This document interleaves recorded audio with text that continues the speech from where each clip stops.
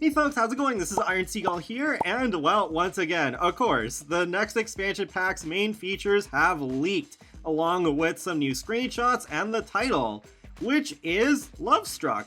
I actually like this name, it's pretty good. No living or get or my first in the name anywhere, so that's great. But this once again does come from Anadius. I don't know how Anadius gets all this information, probably just hacking the EA servers or some press website, or maybe there's like something for retailers explaining how they are usually the ones to leak this stuff. But anyways, let's get into all these details. So, The Sims TM 4 Lovestruck expansion pack will be released on July 25th. Of course, that's the 1 week I'm gonna be on vacation away from my computer. Pre-orders start on June 27th. Screenshots show early buyer bonuses. There are no screenshots from the pack itself as of now.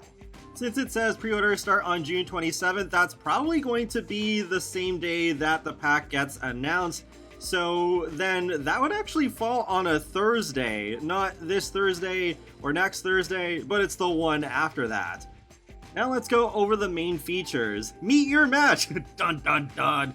Explore romance as you match with alluring Sims and plan exciting dates in the Sims 4 Lovestruck expansion pack. Create your Sims profile for the Cupid's Corner dating app and start meeting matches. New intimate interactions like cuddling in bed or meeting for a seductive dance are waiting. Wow, both of those things were on my wish list. Whether your dynamic ends up steamy or strained will depend on what your Sim finds attractive. Pay special attention to those turn-ons and turn-offs. Wow, they actually went with those names, just like what we had in The Sims 2. Purchase now to get the Heartbreak Happens bonus items. Not all love stories have happy endings. Embrace a little heartache with the Cry Me a River eyeliner. Cuddle up with the new Herbert Heart plushie and start your single life with the basic breakup double bed. Your ex took the bed, but not your dignity mostly. Available when you order June 27th through September 5th. Wow, those are quite some names for those items. Plan hotter dates. Check the Cupid's Corner app for matches that make your Sims heart flutter. Then set up a date with the new date planning system. You'll choose where to go and what to do, crafting romantic rendezvous that'll leave Sims swooning. Sims can connect by playing games, cuddling in bed, or taking the romantic blanket to a beautiful spot for a special moment. Then we got all about attraction. What works for your Sim? Turn-ons and turn-offs will determine how attracted Sims are to each other. They can include interests, interactions, and more. Discover these as your Sims get to know their partners, build relationships, and maintain romantic satisfaction. Since Sims will like and dislike different interactions, partners might have different satisfaction levels. How Sims interact with each other will also affect whether their relationship dynamic is wholesome, steamy, strained, or unpredictable. For lovers of love, romance isn't just a word, it's a skill that unlocks seductive interactions. For Sims with romantic aspirations, romance is a way of life. Truly hopeless romantics can even become romance consultants and make a career out of loving love. As they rise in their career, they'll earn new ways to promote love and maybe find some cute heart-shaped furniture in their inventories. Date nights in an unforgettable city. Fall in love with a gorgeous city made for romance. Ciudad Enamorada has 3 neighborhoods that exude charm, with plenty of places for Sims to meet, flirt, and even woohoo. There's even a new singles hangout lot trait that will attract available Sims to come and mingle. Okay, that part sounds kind of useful. So that world actually is not European after all. It sounds like it is going to be something South American. But before I get into my full thoughts about all these features, let's go over the cover art and the one screenshot that we have. So here is the main cover art, starting with the 2 Sims in the middle. I do like their outfits and the hairstyles, but what actually stands out to me the most is on the guy's neck, there's a rose tattoo. Do we have any neck tattoos? I don't believe so. If we do, I don't think we get them very often, so I do find that pretty interesting. We could always use more tattoos.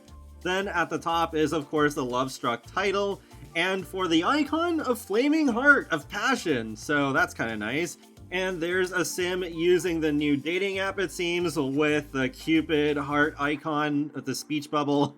And we have the heart bed returning. Yeah, if they weren't going to do it in this love-themed expansion pack, I don't think we were ever going to have the functional heart bed back, because we did get that basement treasures kit, I think it's about a year ago now, that had the dismantled ones, so maybe that was a hint after all. They probably were in early production of this expansion pack at that time. And we have on the left-hand side 2 Sims, one's feeding the other. Looks like new food, but I can't tell what it is. And then on the right, we have 2 Sims lounging on the new romantic blanket. Here's the box art, which is pretty much the same thing, though we have a slightly better view of the heart bed. Now for the pre-order bonuses, the new eyeliner, plushie, and double bed. So that's kind of interesting with the double bed. We don't really have enough sort of like run-down looking furniture, so that's cool that we have something like that, and it looks like there's a body pillow underneath. Actually, I've seen that girl on a base game poster, so I guess that's a neat little bit of continuity there. Here's a closer look at the Cry Me a River eyeliner, and yeah, definitely perfect name for that. I've seen custom content for stuff like that before, so that's cool that we have an official version, even if it is limited to these really dumb, not exactly pre-order bonuses, but almost the same kind of spirit as them. Lastly, the Herbert heart plushie, so we can see it in 2 different swatches, and that is a cute little detail that there's a band-aid over part of the heart, symbolizing the whole heartbreak theme that they have going with these bonus items. And I do like that overall these 3 things are representing a more negative side of romance, that this whole pack isn't just about the positive aspects of romance. It's not all sunshine and rainbows. There are downsides to love as well. So I do appreciate that, even though I hate this whole business practice of getting these items just to make people purchase them quicker with the pack, and then people miss out if they don't buy the pack right away, or if they just don't even get into The Sims until well after that September 5th date.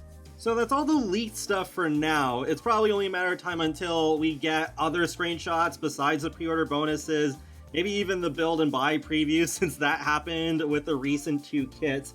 So for now, talking about just the overall package of what we know so far, I am getting very strong growing together vibes from this, both in good and bad ways. Because I see a lot of stuff that I will use frequently and will tie into my gameplay, but some of this feels like stuff that should be in a base game update or in a game pack. As happy as I am to see cuddling in bed here, something I've been wanting for so many years, I'm disappointed that's going to be behind a paywall. That feels like something that should be free, because we have had that just in the base game from the start with previous games. And with online dating, while it wasn't really a weird thing to me back in the days of The Sims 3 to have that behind a paywall, that's become such a common thing nowadays. Now it does feel weird to me that online dating is something that you have to pay extra money for in The Sims. I do like that romance will be a skill now. I feel like that is something that made sense and has actually been a mod for years now. But also the satisfaction thing, that also sounds pretty intriguing. But that's so funny seeing relationship dynamics as a feature though, because that looks just the same as family dynamics from Growing Together, just retooled to be romantic instead. So that especially is what makes this feel like Growing Together 2 for me. At least there is a career this time though. That could be interesting, because one thing that I felt that could have made Growing Together feel like a more complete expansion pack was to have a daycare career, but I guess they'll do that as a separate game pack in a couple years or so. But then, yeah, we have that, and the world is probably going to be better than what they did with Pomerang. Like, that was just so disappointing that for Southeast Asian representation, we only got 2 neighborhoods. I think they put a limit on themselves because with residential rental lots, then you're basically having multiple lots in one space. But then with this expansion pack, they're not going to have that because residential rentals are exclusive to For Rent. It's also good that, unlike For Rent, they're not using a rabbit hole building as a selling point.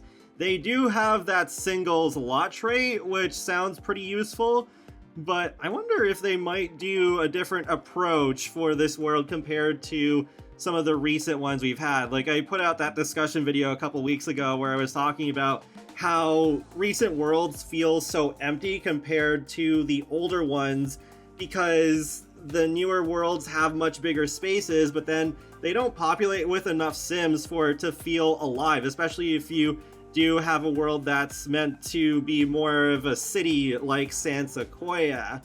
But then with San Myshuno, which has much smaller spaces, unfortunately, but then you have more Sims running around and doing stuff, especially with those festivals too.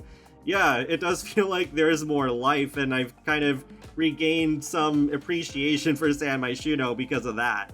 I just wish we could get more expansion packs where I'm really hyped for them out of the gate. I mean, I was excited for Growing Together, but then there was still like the catch that I basically already explained earlier in the video of where it doesn't quite feel like a true expansion pack compared to, say, Cottage Living. Like, I feel like that might have been just the last hurrah for The Sims 4 for me personally. I wish EA could give more love and attention to The Sims like Sega has started doing with Sonic the Hedgehog the past couple of years. Like that video I just did covering Sonic X Shadow Generations.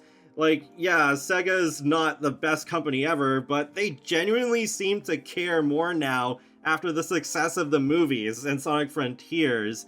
And then it just feels like I can be more genuinely hyped out of the gate for Sonic stuff, whereas with The Sims, I've been burned so many times. I just feel so jaded. And I wish that, especially with The Sims 10th anniversary on the corner, we could get a return to just happier days again.